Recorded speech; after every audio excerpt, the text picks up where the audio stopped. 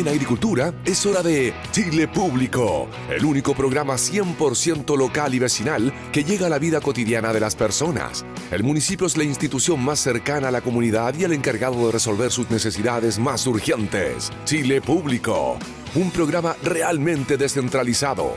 Conduce Jorge Andrés Pomar. Bienvenidos, Radio Escuchas. Miércoles. Bienvenidos a un nuevo capítulo de Chile Público. Este Chile Público, como es tradicional que hacemos con municipios.chile.cl, noticias realmente descentralizadas, así como también la app de Radio Agricultura. El señor Luis Fraile en los controles indica que en Los Ángeles somos 100.5, en Temuco 103.9, en Osorno 91.1, en Puerto Montt 96.9, aquí en Santiago de Chile, en Providencia 1208, piso 6, somos 92.1.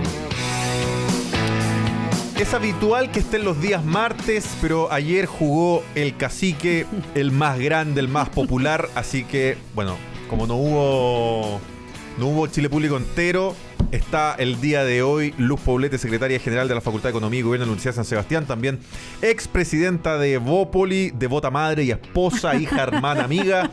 Bienvenida a Chile Público. Aquí estamos, día miércoles, por Colo-Colo que estamos por acá. Colo-Colo. ¿No? Aquí hay intereses cruzados, yo creo. No, el interés son los auspiciadores que tiene deporte. Ese es finalmente el interés. No es que Oye, usted sea Colo-Colino. estamos esperando a don Carlos Ominami, que nos confirmó que sí va a estar. ¿No es cierto? Ya está habitué con nosotros, Carlos Ominami. Está un poquito atrasado, pero en cualquier momento se integrará a la conversación. Fíjate, Luz Poblete, que en la última CADEM, un 51% de los encuestados asegura que en estas elecciones municipales votará por un candidato de la oposición. Chan. ¿Qué crees que refleja eso? ¿Qué te dice eso? Bueno, primero refleja lo que históricamente uno sabe, ¿no? Que siempre el gobierno juega con cierta desventaja frente a las elecciones siguientes, especialmente las municipales, las territoriales. Porque efectivamente es una manera de evaluar al gobierno a un año siempre de salir. Así son los calendarios electorales en nuestro país, y un poco siempre tomar la temperatura primero de la evaluación de la gestión que ha tenido el gobierno en curso. ¿Te gustan las sabemos a mitad de temporada del gobierno? Las municipales me refiero. ¿O debiésemos juntarlas con otras? No. ¿O atrasarla, pegarla? Quizás debieran estar como en la mitad del periodo, no a un año, sino que como cada 2 años. Lo que pasa es que puede ser mucho, claro, como con más distancia. Porque si no, bueno, primero eso, que es un poquito la evaluación del gobierno de turno. Y 2, siempre dicen que es un poco anticipar o proyectar lo que van a hacer las presidenciales. Hoy día con voto obligatorio, hace muchos años que no tenemos voto obligatorio en las municipales. La primera... Creo que desde el 2012 puede ser. Claro, si pensamos que la reforma fue el 2013... Entonces fue para el 2016 desde el 2012 que no fueron, hay obligatorias municipales. Entonces, que siempre son las elecciones además con más baja participación. Así es. Entonces, primero vamos a ver qué va a pasar con el voto obligatorio en estas municipales. Por lo tanto, ya no puedes hacer la misma lectura que con voto voluntario. Entonces ahí ya va a ser una diferencia. Vamos un poco a ciegas, como hemos ido en todas las elecciones que se ha incorporado nuevamente el voto obligatorio. Entonces ese va a ser un interesante análisis respecto de eso. Y lo segundo que hay que ver es que si efectivamente la oposición va a salir beneficiada de estas elecciones a propósito de lo que estábamos comentando antes, que siempre es una evaluación a lo que a mi juicio ha sido pareciera, y lo refleja la encuesta, que en el fondo la ola viene para otro lado. La ola viene para allá. Y si viene para allá, ojalá que no venga tan para allá. Porque también tú sabes que también en las municipales, a propósito de las negociaciones que no terminaron tan bien para nadie, por lo menos en el sector de la centro derecha y la derecha, con republicanos yendo en muchos lugares a competir votos, porque al final los votos son del sector de la derecha, centro derecha, da lo mismo para el elector, para el votación. Fueron 35 municipios, o sea, son más donde hay competencia del sector, pero militantes. Oficialmente, claro. De militantes. Militantes son 35 comunas donde está presente Chile Vamos y está presente la gente de republicanos, tomando en cuenta que son 345, o sea, hubo pseudo acuerdo en 310. Tampoco. No están así tampoco. O sea, en muchos lugares candidatos de nuestro sector, no necesariamente simpatizantes independientes, simpatizantes de republicanos, ni siquiera que van por cupo republicano, sino que van por nuestro sector como independiente, ex militantes de los propios partidos de Chile Vamos. Eso sí, ¿te fijas? Entonces, pero eso es imposible ya de controlar, claro, eso ya es muy difícil. No se puede. Pero en los militantes, te digo yo, sí, hay acuerdo en 310 de 345. Sí, pero no significa que las otras 300 hayan habido acuerdo. No significa que haya acuerdo. Pero muchas es porque no hay. Pero también sale un poco de la autoridad de los partidos, porque si el tipo está independiente, mandó a la punta del cerro a la directiva X de su partido actual y dice, yo voy igual, y oiga, pero no quiero, sí, yo voy refleja, igual. Claro, pero refleja un problema del sistema. Volvemos a algo que a mí me interesa más que... No es que me interese más, que es un síntoma de nuestro sistema político, donde están tremendamente desprestigiados los partidos políticos, responsabilidades de los mismos políticos, lo sabemos, pero también responsabilidad de un sistema político que nos tiene tremendamente fragmentado en términos de partidos políticos y también en términos de la lealtad que hay a los partidos políticos. Los mismos militantes muchas veces y los independientes que van por grupos de partido, pensemos lo que ha pasado en las primarias, pensemos lo que ha pasado en las otras elecciones, incluso en las candidaturas presidenciales, donde los independientes de partidos políticos piensan que tienen más peso sobre el voto y con eso debilitan aún más la institucionalidad de los partidos políticos. Y se empieza a ver lo que vamos a ver ahora, que tú dices, no, pero son solo 35 las que vamos en competencias militantes versus no, y las otras 300 como si fueran, no es así. Está tremendamente dispersado el voto en muchísimas comunas, me atrevo a decir más de la mitad, tengo que ver, hubo un análisis que hizo Roberto Munita. ¿Ya? Respecto del desglose, no lo he visto en detalle, por eso me hubiese encantado traerles los números ahí, me disculpan por eso, pero para que lo revisen, porque hay justamente, y la Universidad de San Sebastián, el Laboratorio de Democracia y Gobierno, también va a sacar, atento a ver si lo traigo la otra semanita, un estudio respecto de cómo van los candidatos, cuántos independientes versus los militantes dentro de los partidos, cuáles van nosotros mismos los partidos, cómo inscribimos más independientes que militantes, que es un poco el reflejo, el síntoma de lo que está pasando con nuestro sistema político. Le damos la bienvenida a Carlos Ominami aquí a Chile Público. ¿Cómo estás? Bien, pues disculpen el atraso, pasaron ahí todo tipo de contingencias. No hay problema. Estábamos conversando con Luz que en el caso, por ejemplo, del sector de la oposición o de la derecha, centro derecha, hay 310 comunas donde hubo acuerdo, hay 35 comunas donde no hubo acuerdo, estoy hablando oficiales de militantes, distinto al independiente ex UDI, ex RN, simpatizante republicano, no tengo idea. Pero por lo menos en los oficiales, 310 de 345. Al frente, en el oficialismo se daban fenómenos también medio similares con eso, del amplio izquierda. Tengo la impresión, habrá que ver las cosas más en detalle, y finalmente serán los resultados de las elecciones los que den su veredicto, pero tengo la sensación de que la negociación dentro del mundo de la centroizquierda es una negociación que ha sido más unitaria que la que se ha desarrollado dentro de la derecha. Y eso creo que cambia bastante los pronósticos que se podían hacer hasta hace algunas semanas atrás respecto a cuál podía ser el resultado de la elección municipal. Exactamente. Yo diría dos cosas respecto a las municipales. Una, siempre se ha dicho que las municipales anteceden, predicen lo que va a ocurrir en la presidencial. Tengo la sensación de que esta vez podría no ocurrir. Por el dato, algo le escuché también a Luz que estaba hablando. Vi ahí en una columna que publicó el domingo Ricardo Solari, el dato de los candidatos independientes, que se declaran independientes, son el 53% del total. Aquí lo tengo, 53,7, muy justamente. Entonces ya, la verdad 51,5 también. O sea, esto lo que muestra es realmente la fragmentación y también una cierta descomposición del sistema político. Correcto. Lo que lleva... Hagamos rápidamente la conexión a ponerle pero mucha urgencia al tema de la reforma del sistema político. Esto tuvo bien en el tapete de la discusión hace algún tiempo atrás. Nosotros ahí como Chile 21, como fundación, también empujamos mucho en esa dirección. Tuvimos invitada también a la presidenta de Bópoli, entre otros, para discutir sobre esto.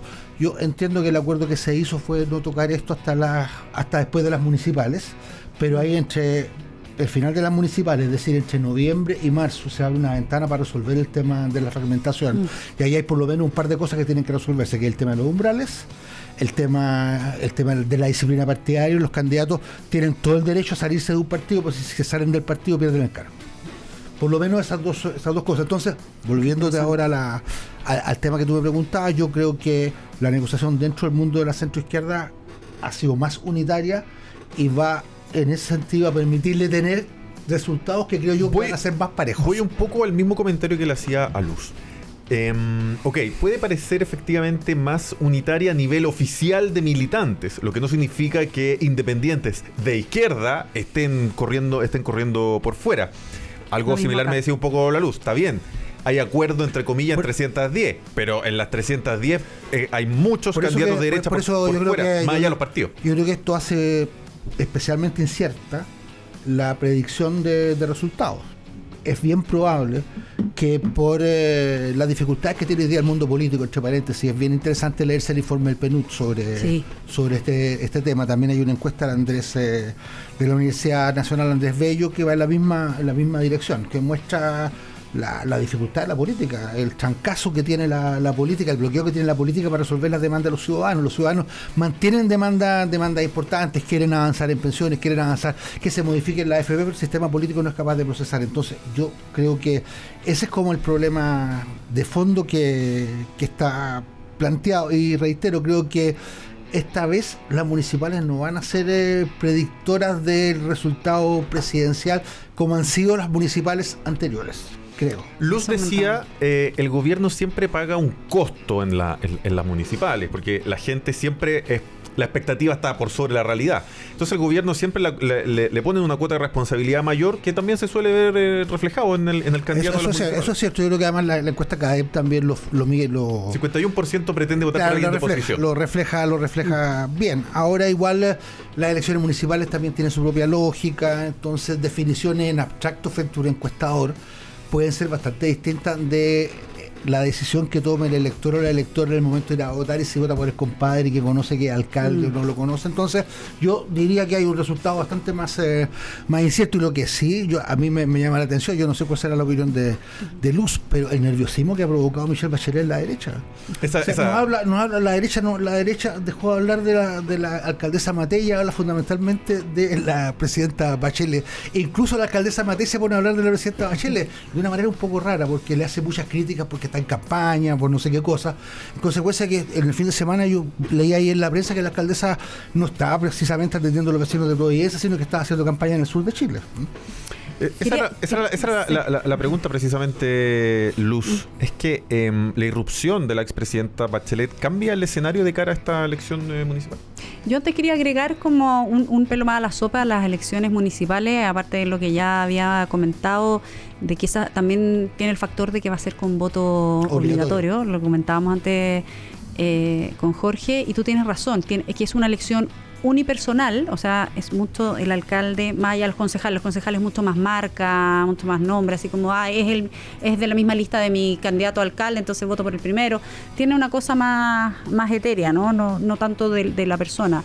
Súper conocida. Y yo creo que el otro factor que puede que se note más en estas municipales, además del voto obligatorio, es la condena ahora y la sensibilidad que hay con respecto a la corrupción en las municipalidades. Se ha visto tanto caso y hoy día uno tiene acceso a tanta información que cualquier cosa que haya pasado en tu propia municipalidad, o que sea reflejo de, oye, todos los alcaldes comunistas son igual de corruptos porque pasó algo en la comuna tanto con ese comunista o de un partido de oposición, ¿te fijas? También esa correlación se puede ver en estas municipalidades, que yo no lo dejaría de tomar en cuenta. Hoy día la condena ya no es porque lo conozco y porque ya mejor diablo conocido que lo conocer. Hay una buena cantidad, yo creo que son más de 10. No, más del 60. Como 20 casos de candidatos que están formalizados. Además de formalizados, pero al menos el 60% de las comunas de Chile tiene alguna demanda o formalización o lo que sea respecto de la corrupción. O sea, estamos hablando de ese nivel. Y eso yo creo que también va a ser algo que va a influir. Con respecto a un poco la irrupción de la presidenta Bachelet en las encuestas, porque yo creo que al final eso es lo que va mostrando la temperatura. ¿Ya alcanzó en la encuesta José Antonio Cast? Que ya alcanzó, exacto, que ya alcanzó a José Antonio Cast. Yo creo que primero mi primera lectura es la falta de liderazgo que hay en la centroizquierda, porque evidentemente volver por tercera vez a pensar en un candidato presidencial, y no digo que la oposición se haya se haya salvado de eso a propósito de cómo vive el presidente Piñera, que estaba subiendo como la espuma también en las propias encuestas, y para qué decir hoy día la valoración después de su fallecimiento, digamos, y a todo su historia, su trayectoria y su legado, si lo queremos poner así. Y en el caso también de Michelle Bachelet, yo creo que lo primero es eso. O sea, hoy día la política chilena, a propósito del análisis que acabamos de hacer del debilitamiento de sus propias instituciones, de los partidos políticos, es la falta de representación y la falta de liderazgo para conducir al país. Y lo otro, la falta de proyecto político. Algo encarnaba Michelle Bachelet. Uno se sabía, hasta que uno era de oposición, y se sabía el eslogan y cuáles iban a ser sus 3 reformas profundas para Chile hace no sé cuántos años. Más allá de la crítica que uno le puede hacer a esa reforma, las consecuencias negativas que tuvieron para el país esa reforma, pero había una intención, había un proyecto, y ella sale siempre muy bien parada en términos de su propio carisma, su personalidad y su acercamiento indiscutido de su vocación de servicio, su vocación política, y el ser, y con orgullo lo digo porque yo también soy mujer, nuestra primera presidenta mujer. O sea, creo que encarna varias cosas positivas de su perfil, de su personaje, de lo que proyecta, pero también, claro, a propósito de que no hay liderazgo y que siempre tienes que estar en contra de algo, porque así funciona la política, como que siempre hay que tener a quien atacar en ese sentido, tener un contrario. Sí, también van a sacar que esas mismas reformas que hoy día se ven con nostalgia son las mismas que también en lo político, en lo económico y en lo social también tiene harta de las consecuencias que estamos viviendo hasta el día de hoy. Más allá que han pasado otras cosas, pero efectivamente la oposición se va a tomar de eso, y es lo que ha pasado, para criticar por qué están ensalzando a una presidenta cuyas reformas profundas tampoco dieron los resultados que se esperaban para el Chile de hoy. A propósito de esa irrupción, Carlos Ominami, de la expresidenta Michelle Bachelet, y un poco lo que planteaba Lu, lo que uno ha escuchado estos días son 3 críticas importantes, especialmente al segundo gobierno de la presidenta. Uno, la hacen responsable del frenazo económico que tiene Chile, producto de la reforma fiscal que encabeza, con el ministro Arenas en ese tiempo. 2, la crisis del sistema educacional, tanto a nivel de ingreso a lo que puede ser la educación básica y secundaria en Chile, como también los avances en gratuidad en la educación universitaria, que no dio los frutos que a lo mejor las personas estaban realmente esperando, acompañado de la calidad de los establecimientos. Y tercero, lo que tú hacías alusión, ¿es ella la responsable del cambio del sistema político? Mira, a ver, yo creo que legítima una discusión respecto del balance de ese gobierno, que también tiene otras cosas. O sea, sería bien injusto poder concentrarse solamente en esa. Yo creo que de las 3 cosas que dice, yo diría lo siguiente respecto de la primera era la reforma tributaria. A mí me parece que es muy injusto achacarle el estancamiento económico del país a la reforma tributaria de la presidenta Bachelet. Esto viene bastante antes. Tiene que ver con una caída de la productividad, tiene que ver con que finalmente la economía chilena ya a principios de los 2000 comenzó a tener Pero y si estaban presentes esos síntomas, entonces lo lógico habría sido, a lo mejor he hecho una reforma fiscal. Yo creo que es una discusión eterna.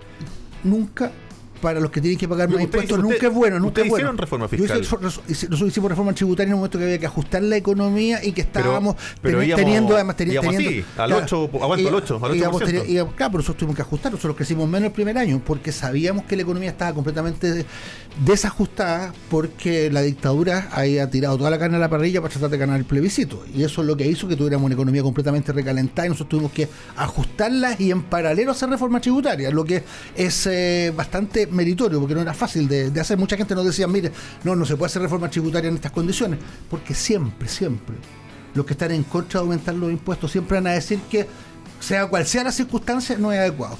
Si las cosas van bien, te dice, oye, pero si las cosas van bien, ¿para qué hacer reforma? Y si las cosas están mal, te dice, no, pero ¿cómo se te ocurre? Vas a paralizar la inversión. Entonces nunca es buena oportunidad para hacer reformas tributarias que son fundamentales por otras razones, que tienen que ver con la inclusión social, tienen que ver con la tremenda deuda social que se había arrastrado durante el tiempo de dictadura. Entonces, volviendo a tus 3 afirmaciones, yo creo que la reforma tributaria no fue una buena reforma tributaria, pero achacarle toda la responsabilidad por el estancamiento económico me parece a mí que no tiene fundamento, que la caída de la productividad, el estancamiento viene de bastante antes. Primera cuestión, ya ha atravesado gobiernos de distintos signos, los gobiernos de la presidenta Bachelet y los gobiernos del presidente Piñera. Todos tienen malos indicadores y no fueron capaces de reorientar, como tampoco ha sido capaz este gobierno. El gobierno del presidente Piñera 1 creo que anduvo alrededor del 5%. Un poquito menos. Sí. Y Piñera 2, claro. No, Piñera 2 ya. Piñera 2, bueno, tiene también recordemos dos cosas. En el 1 habíamos tenido el terremoto más grande del mundo, digamos, un 2.0 que dejó en el suelo no a una región, a varias regiones y las regiones más grandes.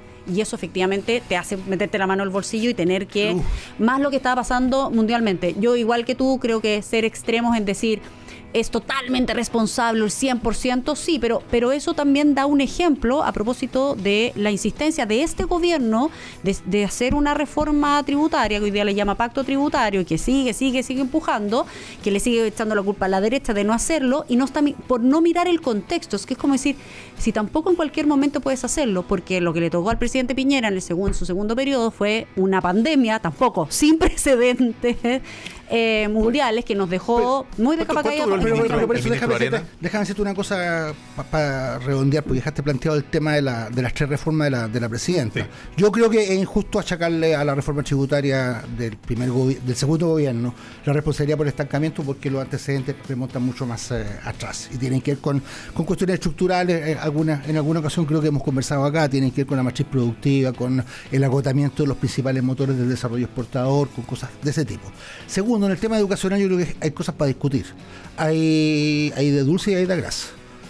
Si uno le pregunta a un cabro joven de una familia pobre que tiene a su hijo por primera vez en la universidad, que opina de la reforma educacional de la presidenta Bachelet, le va a decir que es fantástica. O sea, son miles de jóvenes pobres que están hoy día por primera vez en la universidad en función de la gratuidad. No. Hagámosle zoom también a eso, a Carlos. Porque, yo te digo, son miles. Eso, el zoom que tú quieras. Porque finalmente, a ver, cuando nosotros nos casamos, o finalmente un sector político en el país decide, a propósito de los gritos y la calle de quienes hoy día nos gobiernan, deciden casarse con la reforma educacional, entregando gratuidad, el resultado que tenemos hoy día son una cantidad importante de universidades que no dan el ancho, una cantidad importante de profesionales que no dan el ancho, más allá del mérito social que puede significar para una familia que su hijo vaya a la universidad. Pero ¿cuántos a las mejores universidades del país, en las carreras de más alto puntaje del país, cuántas familias pobres acceden? Esa también es una pregunta para hacerse zoom. Es una pregunta para hacer zoom, está bien, y creo que sería interesante mirarlo, pero tendría que decirte lo siguiente, que la apertura, esta transformación en algún sentido del sistema universitario, una especie de supermercado de la educación superior, con una cantidad de establecimientos que en verdad están bien por debajo de lo que uno entiende debería ser una universidad. Eso no es producto de la reforma educacional de la presidenta Bachelet, eso también viene de antes. Es una estructura bastante heredada. Lo que se planteó en un primer momento era haber hecho un esfuerzo concentrado en mejorar la calidad y sobre todo las condiciones de acceso de las universidades públicas. Pero ¿qué fue lo que dijo la derecha en ese momento? Dijo, aquí esto tiene que ser para todos. El diseño inicial de reforma educacional de la presidenta Bachelet iba en esa dirección, pero se dijo claramente que un apoyo concentrado del Estado en sus universidades en las condiciones de Chile era completamente inconstitucional. Yo habría estado por apoyar las universidades del Estado y que las universidades privadas, que tienen todo el derecho a existir, se las arreglen también como puedan. Pero hoy día es cierto que una parte fundamental de los recursos que van por gratuidad van a las universidades privadas y algunas de ellas de mala calidad. ¿Sí? Pero igual yo te digo, la estructura del sistema universitario viene bastante antes, y de todas maneras, para muchas familias pobres, para muchas familias de clase media y incluso clase muy popular, poder mandar a sus hijos a la universidad significa también un avance, porque algo de capital cultural mejoran con el acceso a la universidad. Eso es lo segundo.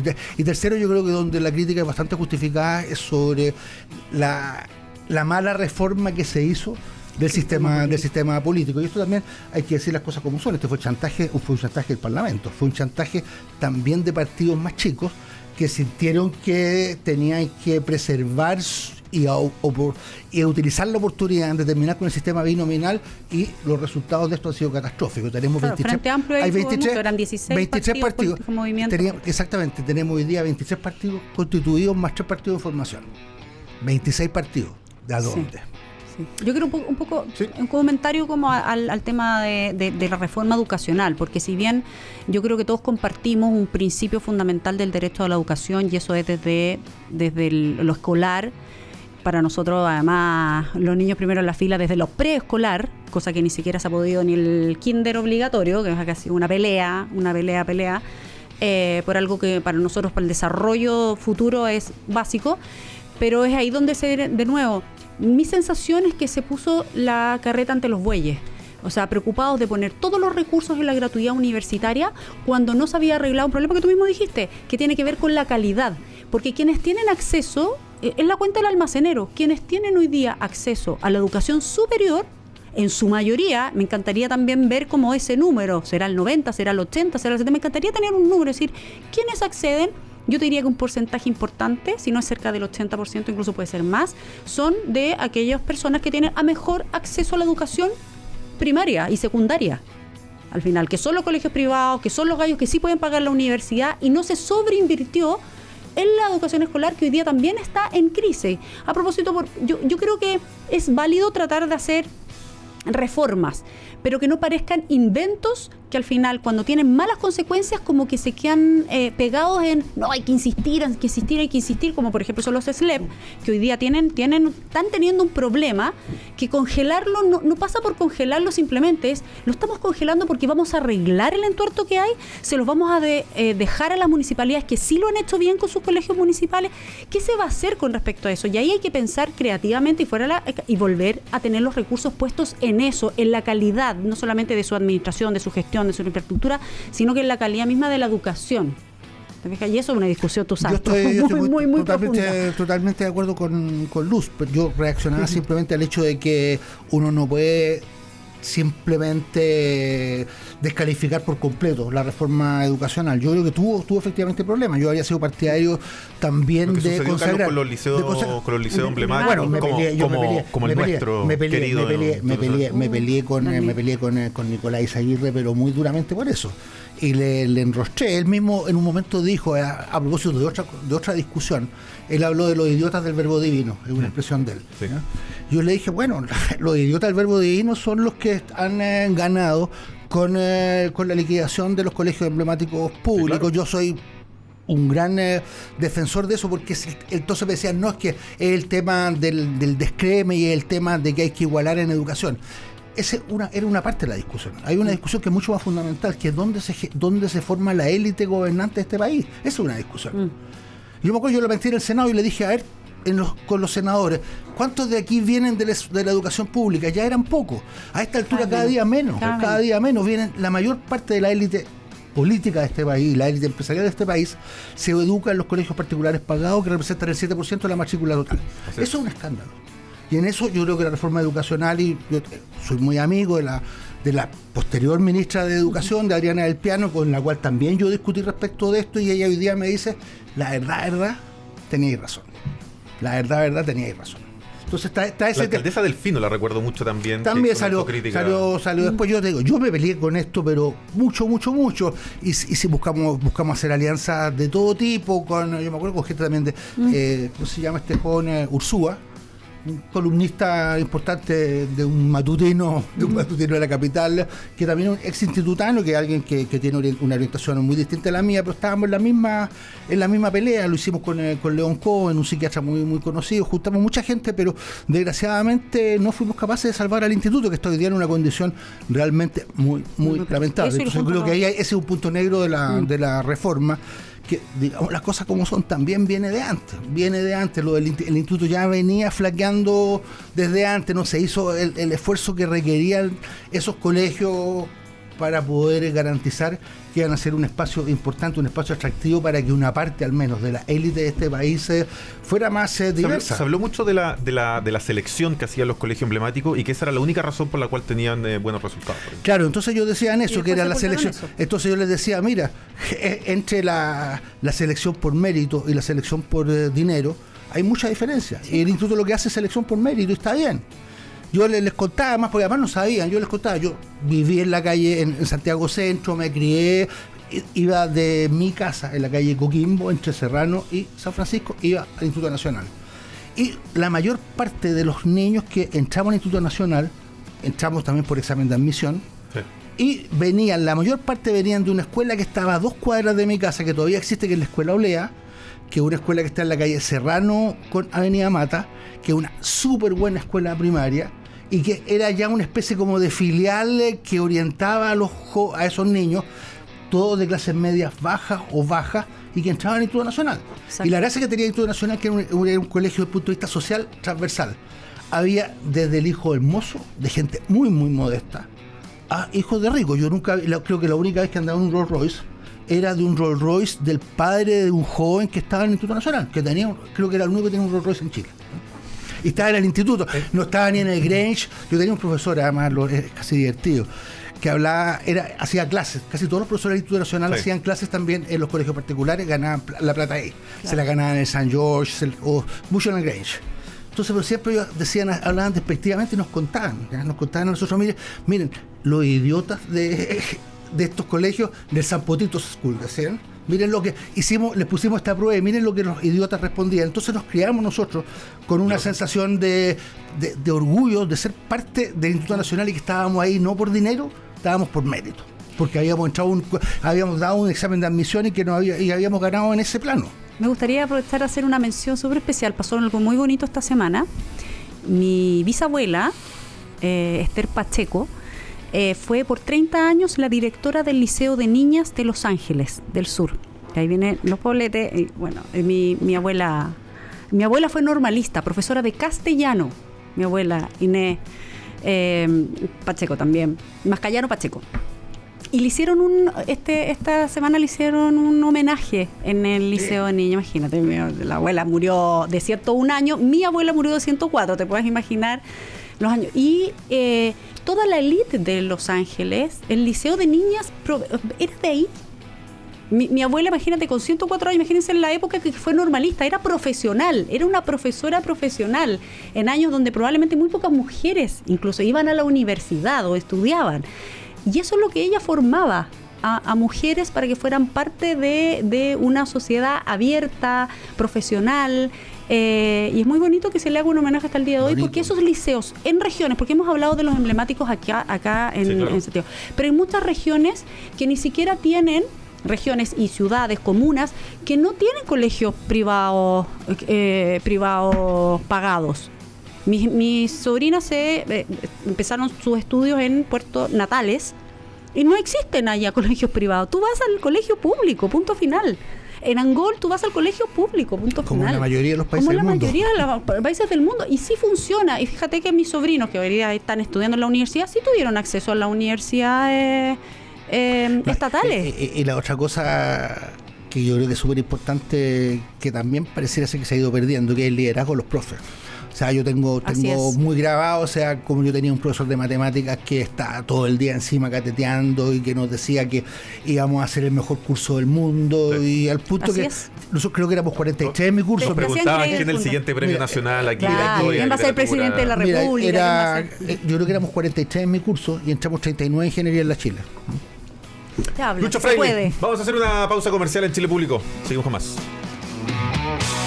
En agricultura es Chile Público, un programa realmente descentralizado, con Jorge Andrés Pomar. Municipios por Chile, noticias realmente descentralizadas. Municipios-por-chile.cl, el único diario digital de noticias 100% locales, 100% municipales.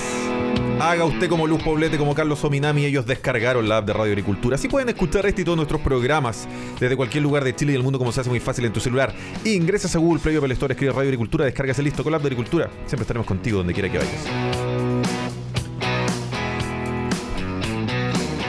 Tú decías, Carlos, que el proceso de descomposición económica de Chile, que a lo mejor tiene un impacto mayor. De estancamiento. No dije descomposición de la política. Estancamiento de la economía. Estancamiento. Comienza bastante antes que el segundo gobierno de la presidenta Bachelet.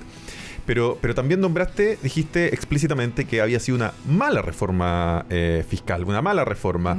Y también se sucede un hecho que en Chile no es tan habitual, que es cambiar al ministro de Hacienda. Sí. El ministro Arena dura, no sé, como año y medio, no más que eso. Eso es muy, muy raro. El presidente Piñera, me acuerdo que cambió a Ignacio Greuel, pero se fue de candidato presidencial. Recuerdo a Andrés Velasco, recuerdo a Nicolás Aguirre. Cambió a Felipe Larraín por estallido. Claro, sí, en un momento. Estallido. Claro. Pero en Chile, el ministro de Hacienda. Había recomendado comprar flores, ¿o no? ¿No fue él? Sí, el ministro había recomendado comprar flores. Estaba más barata. Que estaba más barata. Hubo varias frases. Otro que si el metro subía, cabros, vayan más temprano. También. Si el metro subía, así es. Es que levantarse más temprano. Los campeones. Hay varias. Entonces, yo siento que a lo mejor no es posible porque la política y los estados, eso, no sé, no es imposible de comprobarlo. Es decir, usted tiene exclusivamente toda la culpa, responsabilidad. Pero pareciera ser que después de escucharte, casi que estarías de acuerdo con que, a ver, efectivamente en el sistema político la embarraron. En la reforma educacional. Sí, la verdad es que las universidades no son tan buenas y la verdad es que la embarramos con los liceos emblemáticos. Pero el sistema, la economía, sí, es que la embarramos aquí. Entonces pareciese que hay una responsabilidad incluso por sobre la que partimos discutiendo al comienzo, donde era como, en verdad, ella es una más de este juego del tablero que en el que está Chile. Y te lo pregunto además a propósito de que muchos ya plantean que a esta altura ya no estamos en un frenazo de la economía. Estamos derechamente en una caída. Ya no es un estancamiento, sino que es una decadencia. Yo comparto eso. Eso yo lo he dicho y lo comparto desde hace mucho, mucho tiempo, ¿no? Y creo que es importante llamar las cosas por su nombre. Es injusto asociar esta decadencia a la acción de este gobierno. Esto viene de mucho antes. Yo creo que además tiene que ver, creo que también hemos tenido ocasión de conversarlo acá, y me parece a mí que es quizás el problema principal que tiene la política chilena, que desde el 2005 en adelante entramos en un ciclo de alternancias que son destructivas. Yo creo que la alternancia es propia de la democracia, la hace bien a la democracia, pero creo que nos falta mucho como país, y eso es lo que estamos viviendo hoy día como crisis, tener objetivos de futuro compartidos. Aquí hay un ejemplo que es bonito, que es como un tema de consenso en el país: la línea del metro. La línea del metro partió con Frei Montalva, la dictadura no hizo mucho, pero siguieron también con el metro, y hemos seguido todos los gobiernos que quieren hacer su línea de metro. Como en el siglo XIX se hizo la línea del tren, primero llegó hasta Rancagua, después fuimos llegando hasta San Fernando, Talca y así. Eso, entonces, que debieran haber en energía, en infraestructura, también quizás en otros temas que son más complejos, debieran haber ciertos...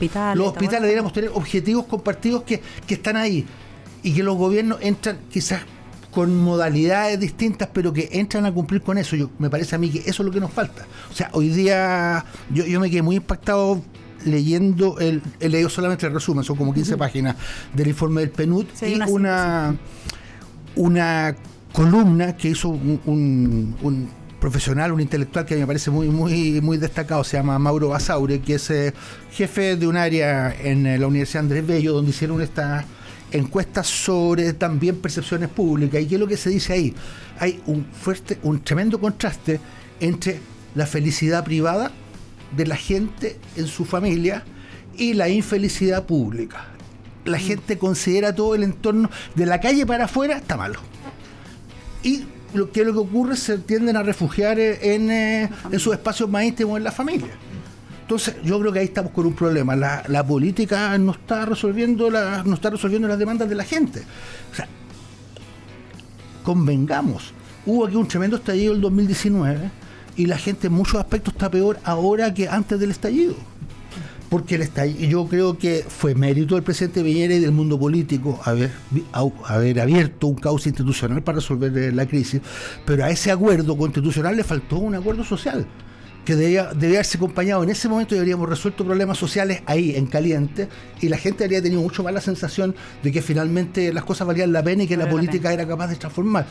Varios salimos con eso, varios les dijimos, yo creo que incluso se lo dije a varios que estuvieron en el acuerdo ese día, pero bueno, se concentraron en eso, que era una manera bastante indirecta de resolver los problemas sociales. Uno podría decir, mira, si cambiamos la Constitución vamos a poder resolver, pero eso 4 o 5 años para adelante, suponiendo que las cosas pasaban bien, incluso las cosas pasaron mal. Entonces, yo creo que ahí también hay un problema muy, muy serio con el mundo político, y en la medida en que el mundo político ha perdido esta capacidad de transformación, no ha sido capaz tampoco de hacerse cargo de este estancamiento de la economía que tenemos desde hace ya prácticamente 15 años. ¿Hay una solución en el mediano plazo? Finalmente, ¿la política tiene solución en el mediano plazo para el estado del país que tenemos en hoy día, que al parecer es compartido entre ambos? Mira, es compartido en el minuto de que la política no solamente toma una salida institucional, sino que le da una oportunidad. Yo me acuerdo porque además me tocó ser presidenta de un partido en ese momento y tomar las decisiones quizás más importantes que he tenido en mi vida, así como de sentir de que siendo gobierno y siendo presidenta de uno de los partidos, tenés que acordar además transversalmente con los partidos que en ese momento se dieron una segunda oportunidad. A mí me tocó estar en el segundo proceso como presidenta, estaba como secretaria general en el primero, y efectivamente fueron de las cosas porque uno se acuerda que es tan política, que es esa capacidad de poder conversar las cosas profunda y sinceramente.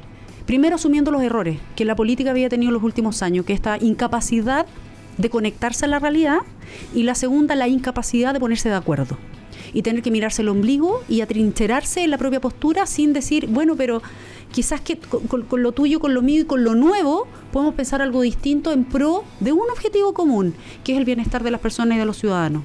Y eso es como en salud. ¿Qué le falta a los ciudadanos? Esto. Entonces, sobre eso pensemos. No lo que quieres tú, lo que quiero yo, porque soy de la oposición o soy de gobierno. Y creo que si no cambia ese switch, la desconexión con la realidad, el ciudadano va a seguir estando en este péndulo, porque no es que voten un péndulo porque sea esquizofrénico, como se decía en algún momento. Hoy que no se entiende por qué el cambio. Si se entiende perfecto. Porque si tú no me cumples, voy a ver si el otro es capaz de hacer algo con respecto de eso.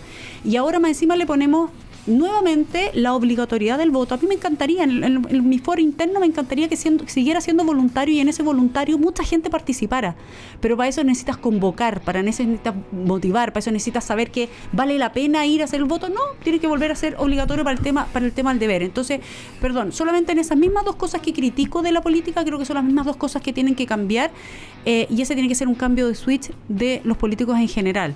Si estamos de acuerdo en una reforma del sistema político, entonces empujemos juntos una reforma del partido político. Si estamos de acuerdo en una buena reforma de pensión. Los partidos chicos, es que los partidos chicos no sé si están de acuerdo. Por ejemplo, los partidos que tienen, a propósito del umbral, menos de un 5%, que tienen, no, algunos no tienen ni un 1%. No les conviene, aunque pusiera y 3, ya. No les conviene pues, es desaparecer.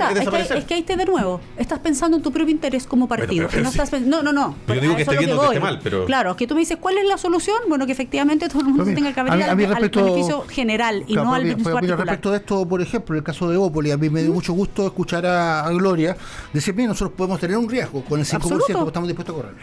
Absolutamente. Y ahí si desaparecemos. Bueno, ¿y qué es lo que hizo? ¿Pero qué es lo que hizo Frente Amplio? ¿Se fusionó? Porque frente al riesgo del cambio, porque ellos fueron los primeros en presionar a que este cambio se produjera, y efectivamente fue el Frente Amplio, los movimientos en ese minuto, ni siquiera eran partidos políticos. Y de ahí se empezaron a proliferar los partidos, porque nacieron en el mismo momento de Evópolis. Mientras nacía uno por la derecha, aparecían 16 por la izquierda. Esa era la proporción. Y en eso ellos hoy día se fusionaron. O sea, están buscando también su salida para poder mantener sus ideas, hacerla factible hoy día son gobierno, seguir siendo presente en el Parlamento. Lo mismo un republicano que tiene que crecer, que obviamente está súper preocupado en las próximas municipales, ojalá la presidencial, las parlamentarias absolutamente, son su razón de existir, pero para tratar de llegar a un porcentaje alto de representación. No se trata de llegar a 2 partidos, ¿ya? Pero claro, no se trata de volver al binominal. Evidentemente no se trata, pero entre 2 y 23 hay tremendo espacio entre medio. Claro. Entonces yo creo que porque ¿qué es lo que pasa? Además que esto tiene efectos cualitativos. Cuando uno tiene un sistema político de 23 partidos, ¿qué es lo que está ocurriendo? Que cada uno de esos partidos funciona sobre la base de nichos. Ningún partido tiene la posibilidad, la vocación de hablarle al conjunto, porque sabe que el espectro electoral está muy segmentado. Entonces, esto es finalmente son un conjunto de partidos que le hablan a sus respectivas porque sabe cuántos votos puede sacar para salir. Con esto ya salgo, ya estoy. Yo me acuerdo, perdón, voy a citar a Juan Antonio Coloma, el senador, que contaba un poco esa historia. Decía, cuando yo partí haciendo campaña, Me decían, háblale a todos, tú tienes que convocar, tienes que abrir, tienes que de verdad a toda tu región. Córrete para el centro. Córrete para el centro, qué sé yo, bla, bla. Y en la medida que iba postulando a las siguientes elecciones, le diciendo, sigue achicando, hasta que háblale a tu tribu. También las estrategias entonces, mira, políticas y electorales van cambiando muchísimo. Entonces yo creo que, bueno, yo espero, y tengo confianza que entre noviembre y marzo del próximo año se va a poder producir, se van a lo ha dicho el ministro Elizalde. Aprobar algunas reformas constitucionales para por lo menos producir un ordenamiento básico que enfrente la fragmentación y que también fortalezca la disciplina de los partidos. Creo que esa es una cosa muy importante. Ahora, otra cosa que yo creo que también es muy importante y que quizás es más compleja todavía es como un cierto cambio en los hábitos de la política. Hoy día el presidente Piñera, yo creo que con razón, y el presidente Boric finalmente post-mortem le ha dado la razón en el sentido de que la oposición que hacía, particularmente el Frente Amplio del Partido Comunista, era una oposición obstruccionista, una oposición, la verdad, muy, muy beligerante respecto a este gobierno. Eso fijó ciertos estándares de oposición que desgraciadamente se están aplicando también ahora. Cuando se le dice al gobierno que quería el 6% del aumento de cotizaciones para ir a reparto y hoy día ya está diciendo, miren, vámonos con el 1, con el 2%, también le dicen que no, eso también estamos en un problema. Yo lo que digo, y eso he tenido ocasión de conversar con algunos de los dirigentes de la propia oposición, que los estándares que se están fijando hoy día como comportamiento de la oposición pueden ser ellos víctimas en el próximo periodo de nuevo, y ahí seguimos en la decadencia, porque yo estoy totalmente de acuerdo con ese diagnóstico. ¿Cuáles son los componentes de esta decadencia? Estancamiento económico, la desconfianza en las instituciones, la crisis de la seguridad, la fragmentación del sistema político, todo esto de que muestra el informe del PNUD del exterior como algo adverso, como algo que está dominado por políticos y empresarios que se preocupan solamente de sí mismos. Esas son todos los componentes de una tempestad, una tormenta perfecta. Exacto. O sea, y lo más triste de todo esto son 3 emociones que ya parecen ser parte de esta nueva normalidad, como les gusta llamar en general, pero también a los psicólogos les gusta mucho esa palabra. La desafección, la desconfianza, mira la triada del terror para cualquier relación humana. Piénselo solo en una relación humana, piénselo en una pareja, en una familia, en el trabajo. Imagínense frente a la sociedad o tus propias redes sociales. Desafección, desconfianza y desesperanza. Y eso es muy triste para una sociedad, porque es una sociedad infeliz, como dices tú, que ya está resignada a esto es lo que me toca, no hay posibilidad de mejora, de progreso, y ya no le creo a nadie, porque no confío en nadie, ni en ninguna institución, ni en ninguna persona, ni en ningún proyecto. Y eso lo encuentro muy, muy, muy complejo. A propósito, es una palabra que lo corregiste en términos económicos, pero sí en términos sociales. La descomposición. Que es la descomposición. Y eso es gravísimo porque es muy difícil de recuperar. Y vemos sociedades que no son capaces de recuperarse hasta el día de hoy, aun cuando hayan pasado el bache de una dictadura. Nosotros ya pasamos por ahí. Ya han pasado muchísimas décadas. ¿Cómo no va a ser posible que podamos renovar? Y eso es importante explicarle a la gente, hacer pedagogía, que esto no son puros wishful thinking, puras cuestiones que son teóricas. Es lo que tuvimos en los 90. En los 90 este país recuperó confianza. La política era una actividad muy prestigiada. Ser senador de la República era muy, muy prestigiado. Hoy día prácticamente tienen que estarse escondiendo. Sí. Entonces, yo no sé, yo espero ya que podamos tener condiciones como para hacer un debate ya de cara a la próxima elección presidencial, para decir, cabros, cortémosla, con un sistema político también reconfigurado. Tiene que reconfigurarse a más tardar en marzo, porque para que la elección parlamentaria próxima se haga bajo nuevas reglas. Si no, vamos a seguir en la misma. Hay que hacer un cambio radical ahí. Municipios-por-chile.cl nos dice realmente descentralizada la app de Radio Agricultura. Carlos Ominami, Luz Poblete. Excepcionalmente en día miércoles, porque ayer martes jugó Colo-Colo. Gracias por estar hoy día en Chile Público. Gracias a ti. Gracias. Semana. Nos vemos la próxima semana. Chau. En Agricultura fue Chile Público, un programa realmente descentralizado. Conducción, Jorge Andrés Pomar.